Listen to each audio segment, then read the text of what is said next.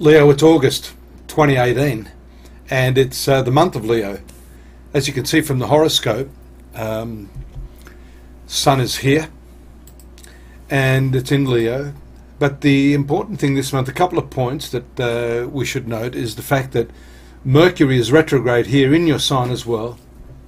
And later in the month, let's just swing the chart around, actually on the 11th, there's a very, very important phenomenon which I think is the key point of the month for you. That's this new moon, which is actually an eclipse taking place right near the nodal axis here. And so the eclipse is taking place in your sun sign, bringing with it a release of an immense amount of energy. Now at the same time, you've got Mars in the opposite side of the heavens. And what this tells us, especially with the recent blood moon, that this relates to the area of your relationships. The full eclipse here, of course, having to do with that internal release of energy, the coming together of the two archetypal principles of the masculine and the feminine. So this is a pretty significant event.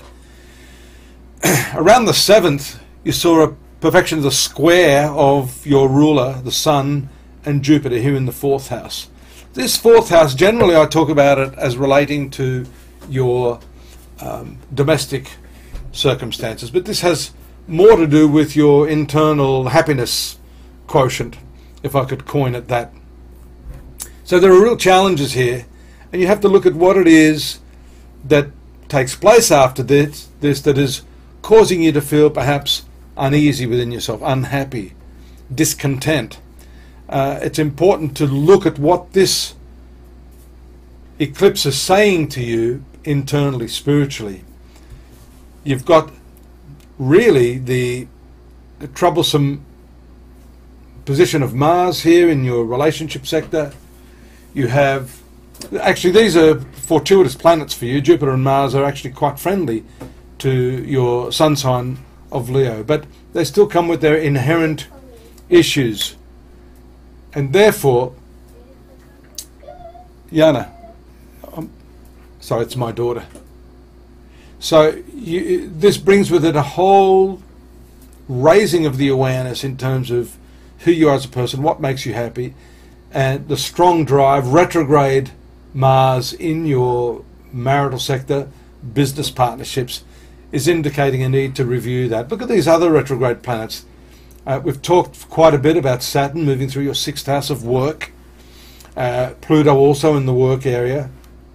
This shows forces beyond your control, and possibly you're not happy about that. There's nothing much you can do about the actual events that take place, but these transits this month are talking more about what you can do within yourself to deal with those events, to not feel as if you're someone that has absolutely no means of rising above that. And I think that's what this challenge of the eclipse is with Jupiter here. So financial issues on the 12th and 13th, and then nice communication aspect here with the moon transiting across Venus around the 15th.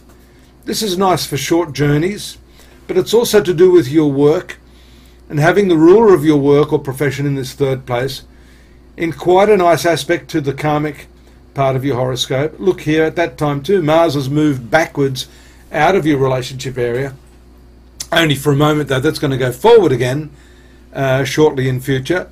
So it means you're reviewing a lot of this stuff, maybe burying yourself in work to try to bypass confronting some of these issues right now. But certainly Venus here gives you the chance to communicate well, travel for work purposes, and it's pleasurable learning, if I could put it that way.